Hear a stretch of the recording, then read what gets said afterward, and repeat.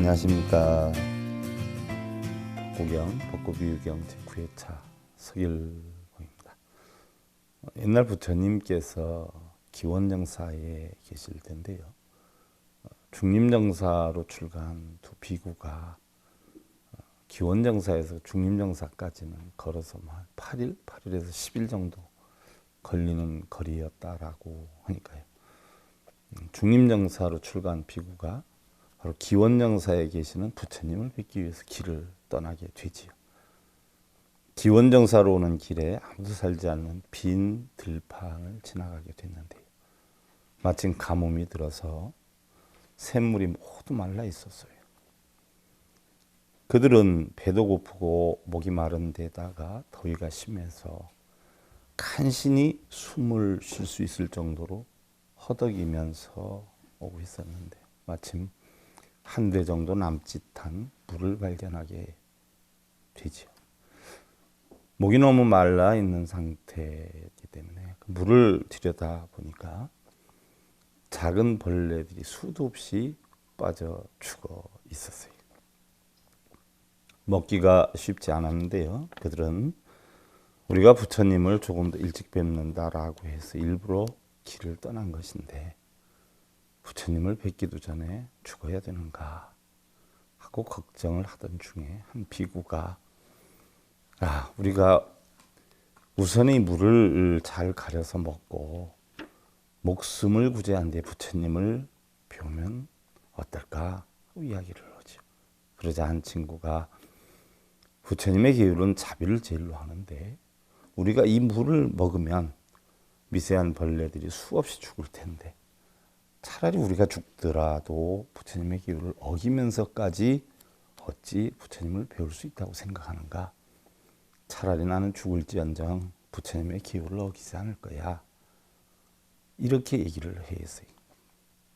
그래서 한 비구는 물을 먹지 않고 그냥 출발을 하게 됐고 나머지 한 비구는 끝내 물을 마시면서 출발을 하게 되죠. 그런데 가다가 보니까 물을 마시지 않은 비구는 결국 죽음에 이르게 되고요. 물을 마신 비구는 간신히 부처님을 친견하게 돼요. 그리고 부처님께 애를 갖춘 뒤에 이러한 자초지종을 얘기하면서 눈물을 흘리게 되죠. 이때 부처님께서는 이미 나는 다 알았느니라 하고 옆을 가르치면서 바로 이 하늘 사람이 그때 너와의 동행자였느니라 라고 이야기를 하셔요.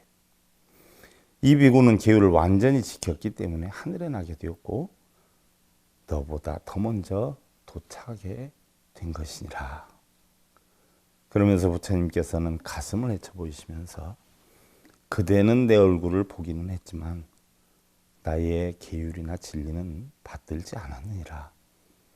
또한 그대는 나를 보지만 나는 그대를 보지 않느니라. 그리고 계율을 지키니 하늘 사람은 바로 옆에 있지만 계율을 지키지 않은 그대는 만리를 떨어진 것과 같느니라 라고 하시면서 개송을 하셨어요.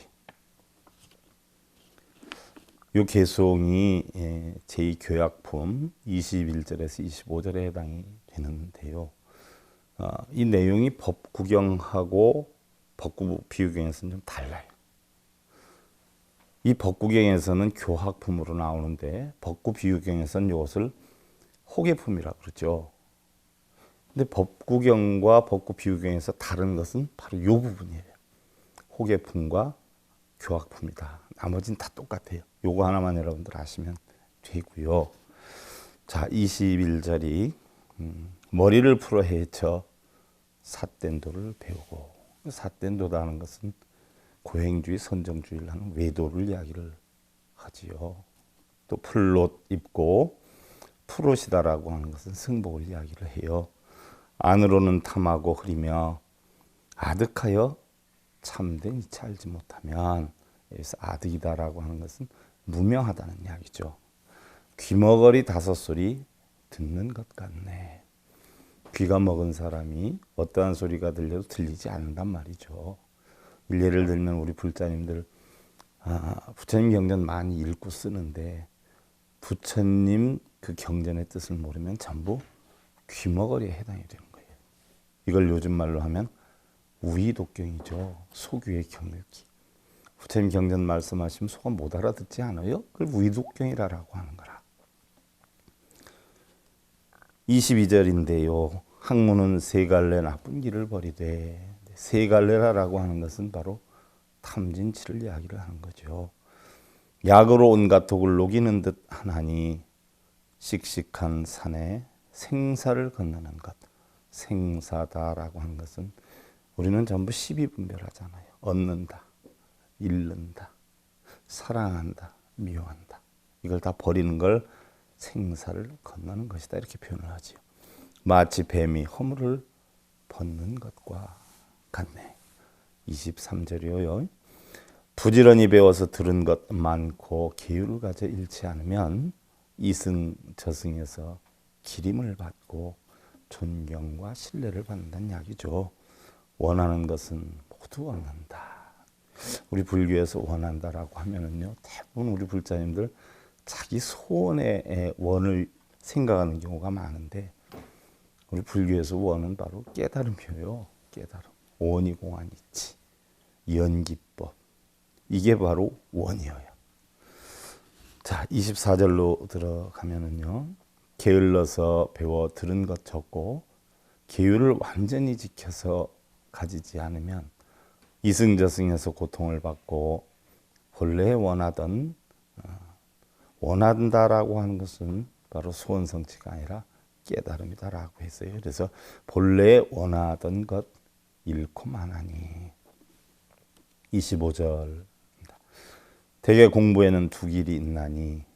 우리 불교 공부에는 두 길이 있죠. 부처님 대표적인 가르침의 두 길은 실상론과 연기론이에요. 화엄에 있지죠. 그 다음에 달마대사의 대표적인 두 길은 이입론과 행입론이죠. 이입은 이치로서 하는 거, 행입은 실천으로서 하는 거죠. 자, 언제나 많이 들은 사람 친하고 조용하고 자세히 이치를 알되 아무리 힘이 들어도 삿되지는 말라. 자, 우리 불자님들 경전에 보면은요, 부처님께서 적지 않은 요술이나 또 둔갑술, 또 하늘도 날기도 하고 변하기도 하는 경우가 상당히 많아요. 근데 이것들은 모두 불자님들에게 바른 가르침을 주기 위해 후세의 사람들이 거짓으로 꾸며서 만들어 놓은 거예요. 부처님은 다만 사람이었을 뿐이죠. 사람이 할 수 없는 일은 전혀 할 줄 아는 게 없었어요. 단지 일반 사람하고 다른 것은 청정했고 진실했다는 것이죠. 이러한 것을 잘 아셔야 할 것이고요. 수행자로서 바른 도를 행하되 계율을 잘 지키고 깨달음을 얻어서 모든 사람들에게 존경받는 삶을 살. 아무리 어려움이 있다라고 하더라도 삿된 법에 빠지지 말라 하는 부처님의 가르침입니다. 날마다 애한 날 만드시길 기원을 드리면서요. 벚꽃유경 제9회차 서일봉이었습니다. 감사드립니다. 성불하십시오.